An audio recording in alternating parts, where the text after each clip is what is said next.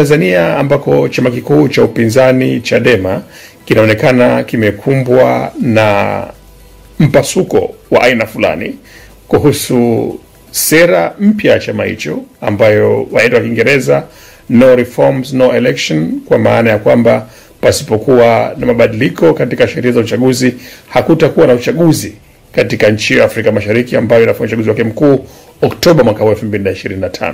Sehemu fulani ya wanachama na viongozi wa chama hicho waonekana kutokubaliana na wazo hili, na miongoni mwa athari za uamuzi huu wa viongozi hawa kutokubaliana ni mpasuko wa mambo ndani yake. Na katika matukio hivi karibuni kabisa, alikuwa katibu wa dawati la masuala ya kijamii na kijinsia Catherine Ruge amepigwa kalamu, amefutwa kazi yake hiyo na mwenyekiti wa chama hicho Tundu Lissu. Leo hii hapa tunaungana moja kwa moja na Catherine Ruge kuzungumzia haya. Catherine, karibu sana kwenye Kinagaubaga. Asante sana, nashukuru.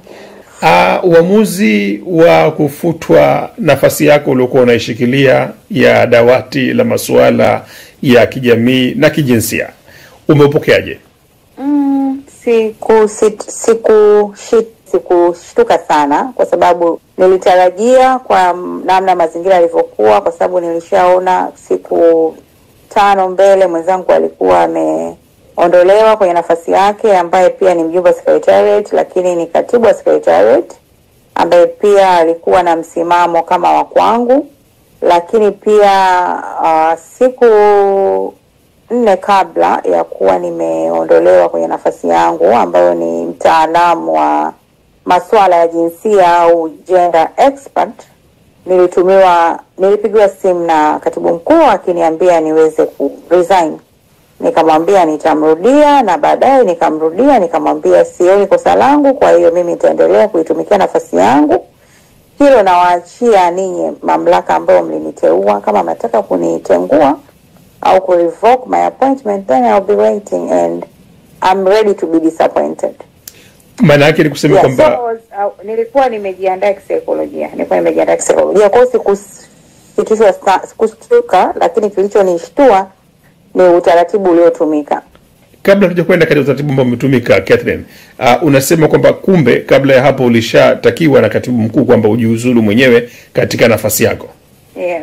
Na msingi hoja gani ambayo katibu mkuu alikupa kwamba ujiuzulu nafasi yako?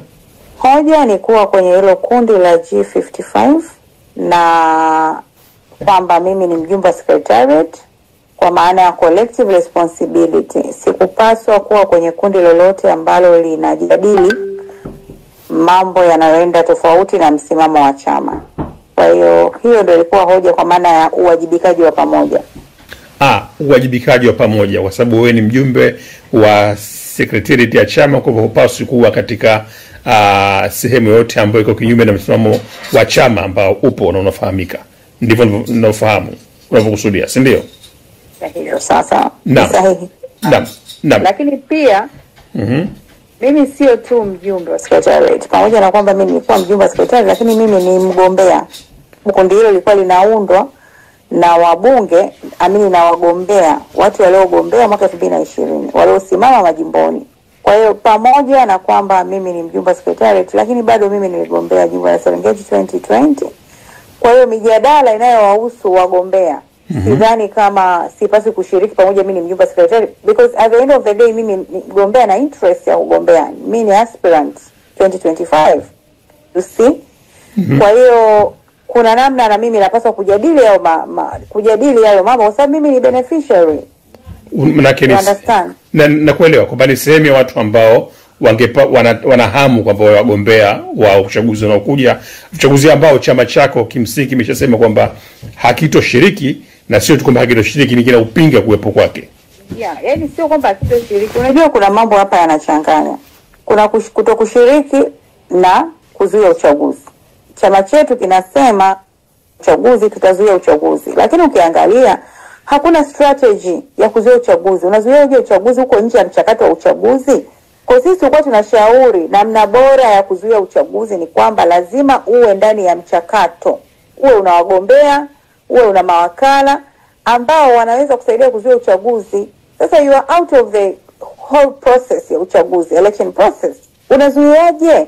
Sasa tukiuliza hayo maswali hayajibiwi. Sisi tumekuwa tu na ushauri kwa chama. Sio kama tunapinga. Hatupingi. Kila mtu anataka reforms. Sawa? Tunachoshauri namna bora ya kupata hizo reforms. Sio kama nimeeleweka. Naam, unaelewa? Kwa sababu kwa sababu Mohamed wanasema, viongozi wetu wanasema tutakinukisha. Lakini unakinukishaje bila kuwatia wananchi hasira? There should be wanaita trigger. Lazima kuwa na trigger. Kitu gani kinachochea wananchi? Kinachoweza kuwachochea wakafanya hilo jambo. Sasa kwa mfano, sisi tunawaambia wananchi no reforms, no election. Hatuwati stage tunazuia uchaguzi, and how and when. Ni siku ya tutazuia kuanzia kampeni zikianza, au tunazuia wakati wa watu kwenda kupiga kura, au tunazuia maboksi ya kura, yale vile vifaa na nini visiletwe kwenye vituo vya kupigia kura. Sasa hayo mambo hayazungumzwi. Sasa huwezi kufanya hivyo kama wewe sio sehemu ya process. Na kwa sheria zetu, sheria ya vyama vya siasa, sheria ya uchaguzi wa wabunge, madiwani na urais, hairuhusu mtu yoyote ambaye hashiriki uchaguzi kuwa kwenye process ya uchaguzi. Si unanielewa? Naam, nakuelewa, lakini nukta yangu iliyopo ninayokuuliza ni kwamba yote hayo ni masuala ambayo yanakuendana na kauli au tuseme imekuwa sera za chama chako ya ambayo ingeweza kutekelezeka kwa namna ambavyo mngeweza kutaka itekelezwe, lakini sio kuto kuwepo kwa sera hiyo. Nyinyi hampingi sera kama ilivyo, mnapinga namna utekelezaji wa sera. Ama eleza mikakati ya sera hiyo. Ni mkakati ya kwamba kama hakutakuwa na mabadiliko ya sheria na mfumo wa uchaguzi, tutazuia uchaguzi. Hakutakuwa na uchaguzi, na chama chetu tunasema tutazuia uchaguzi. Tumeelewana Lakini sisi tunaona hakuna mkakati madhubuti wa kulifanikisha hilo kwa muda mfupi uliobaki. Kwa hivyo kukosekana kwa mkakati kuna wafanya wewe na wenzako kusema kwamba sera hii au tuseme uamuzi huu tuachane nao kwanza. Yani hatuwezi kuzuia uchaguzi tukiwa nje ya uchaguzi. Yani that's a fact. Yani mkakati huo hautekelezeki kwa sababu at what point unawamobilize wananchi, lakini ukiwa kwenye uchaguzi unashiriki kampeni, unashiriki mikutano, unaweza ukawamobilize hata wananchi wakaandamana wakati wa mikutano ya kampeni. Si unanielewa? Nakuelewa vizuri sana. Mimi nikiwa mgombea Serengeti nilimobilize wananchi wangu. Siku nimekamatwa na viongozi wangu, baadaye mimi nikaachiwa kwa order ya Cyril, by then IGP, wakaachwa viongozi wangu. Nilimobilize wananchi. Sawa? Tukaenda kwenye kituo cha polisi, wale wakaachiwa. Sasa unajiuliza, unaweza ukafanya hivyo kama huna hauna platform ya kufanya hivyo. Hauna mgombea? Sawa? Hauna right ya kufanya mikutano, hauna right ya kufanya hicho kitu. Kwa sababu hauko kwenye mchakato wa uchaguzi na sheria haikuruhusu kufanya hivyo. Kwa sisi tunaona the best way, njia bora ya kupambana na kuhakikisha uchaguzi haufanyiki ni kuwa sehemu ya mchakato.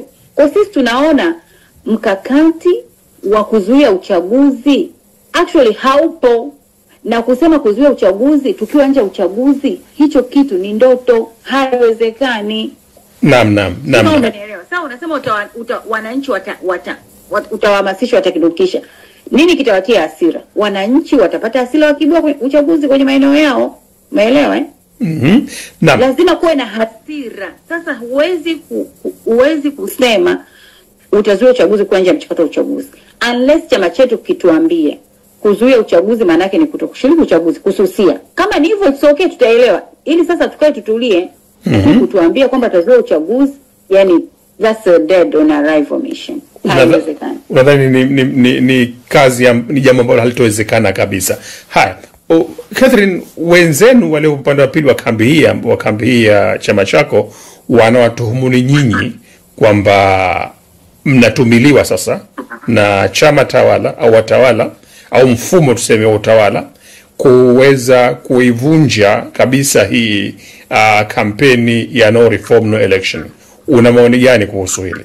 Labda tu niulize, hivi kuwa na maoni tofauti au dissenting opinion, maana yake ni kuwa unatumiwa. How many times tumeona viongozi wetu, hata wajumbe wa kamati kuu, viongozi waandamizi wa chama, wakiwa na dissenting opinion na walisikilizwa. I can give you an example. Naam. Mwaka 2023 kamati kuu ilipitisha maridhiano, actually 22, ikapeleka baraza kuu likaridhia. It was tarehe 10 Mei 2022. Sawa sawa. Tukaanza maridhiano. Katikati ya mchakato, yani tayari tumeanza kama miezi kadhaa, 3-4, baadhi ya wajumbe wa kamati kuu na viongozi wenzetu wakasema CCM wanatulaghai, hiki kitu tunaona hakiendi sawa sawa. Walipinga ndani ya vikao, lakini baadaye walitoka nje wakapinga maridhiano, na baadaye chama chetu kikaona kweli hao watu wanatudanganya, kikajiondoa kwenye maridhiano.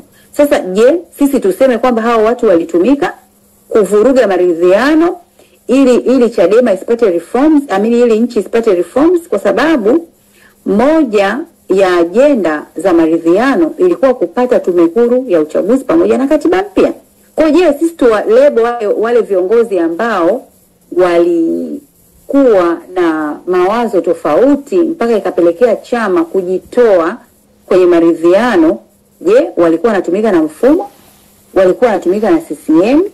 Na mmoja wapo ni ambaye alikuwa makamu mwenyekiti wa chama chetu ambaye sasa hivi ni mwenyekiti, alitoka na akapinga hadharani, na sio mara moja, ni mara nyingi, na siku zote kwenye chama chetu kuna yani kuna culture, kuna utamaduni wa watu, hata wanachama kuwa na mawazo tofauti. Sasa leo inakuwaje watu ambao tuna mawazo tofauti, tumeandika mawazo yetu, tumeyapeleka kwa katibu mkuu, tunaonekana sisi ni waasi, tunaonekana sisi tunatumika, tunaonekana kwamba tunapinga msimamo wa chama? Actually sisi tumesema tunakubaliana na no reforms, no election, no reforms, lakini sio no election, kwa sababu hatuwezi kuzuia uchaguzi. Tunaelewa. Tuseme no reforms, lakini tutumie uchaguzi kuhakikisha tunapata hizo reforms. Naam. Kwenye uchaguzi tuzuie kama tunataka kuzuia, lakini sasa tunasema no reform, no election. Ukiuliza mkakati ni upi, hauambiwi. Naam, turudi katika hatima sasa. Hivi ndivyo ni uongo, sio kweli kwamba tunatumiwa na mfumo au tunatumiwa na Chama cha Mapinduzi.